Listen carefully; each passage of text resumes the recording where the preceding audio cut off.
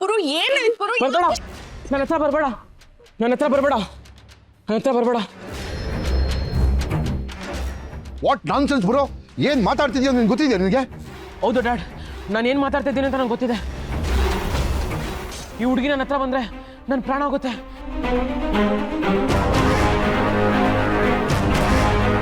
ಪುರು ಪುರು ಯಾಕೋ ಹೀಗೆಲ್ಲ ಮಾಡ್ತಾ ಇದೀಯಾ? ಅವಳೇನೋ ಮಾಡ್ತಾಳೆ ನಿನ್ಗೆ? ಪುರು ಪ್ಲೀಸ್ ಹೀಗೆಲ್ಲ ಆಡ್ಬೇಡ, ನಾನು ನಿನಗೇನು ಮಾಡಲ್ಲ. ನೋಡು ಎಲ್ಲರೂ ಇಲ್ಲೇ ಇದ್ದಾರೆ, ನೀನ್ ಯಾಕೆ ಇಷ್ಟ ಹೆದರ್ಕೋತಿದ್ಯಾ? ಯಾರು ನಿನ್ಗೇನ್ ಮಾಡಿದ್ರು ಅಂತ ಹೇಳು. ಡ್ಯಾಡ್, ಅವಳ ಹತ್ರ ಬರಬೇಡ ಅಂತ ಹೇಳಿ ಡ್ಯಾಡ್. ಅವಳು ಬಂದ್ರೆ ನಂಗೆ ಪ್ರಾಬ್ಲಮ್ ಆಗುತ್ತೆ, ನಾನು ಸತ್ತೋಗ್ತೀನಿ. ಅವಳು ಬರಬಾರ್ದು ಡ್ಯಾಡ್. ಅವ್ನು ಯಾಕೋ ಹೆದರ್ಕೊಂಡಿದ್ದಾನೆ. ಒಂದು ನಿಮಿಷ ಇರಮ್ಮ ನಿಶಿ, ನಾನು ಮಾತಾಡ್ತೀನಿ. ಬೇಜಾರಾಗ್ಬೇಡ ನಿಶಿ, ಸ್ವಲ್ಪ ತಾಳ್ಮೆಯಿಂದ ಇರು. ಅಳಿ ಅಂದರೆ ಏನಾಯ್ತು ನಿಮಗೆ? ಇದ್ದಕ್ಕಿದ್ದಾಗೆ ನನ್ನ ಮಗಳು ಹತ್ರ ಬರೋದು ಬೇಡ ಅಂತಂದರೆ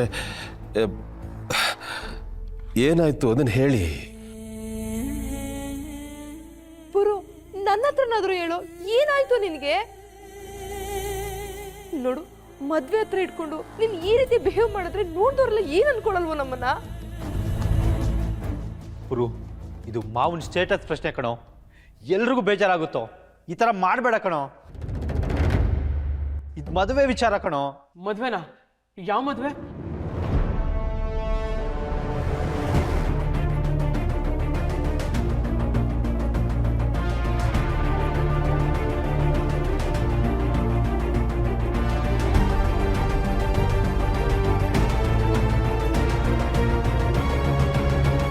ಏನಪ್ಪ ಪುರು, ಯಾಕೆ ಹೀಗೆಲ್ಲ ಮಾತಾಡ್ತಾ ಇದೀಯಾ?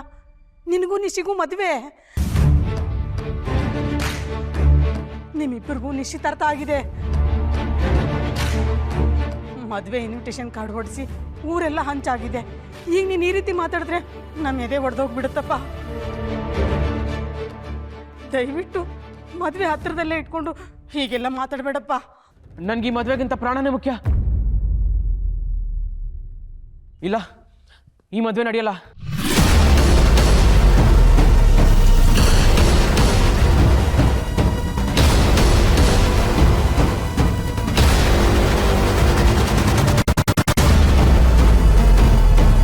ಈ ಮದುವೆ ಆದ್ರೆ ನಾನು ಸತ್ತೋಗ್ತೀನಿ.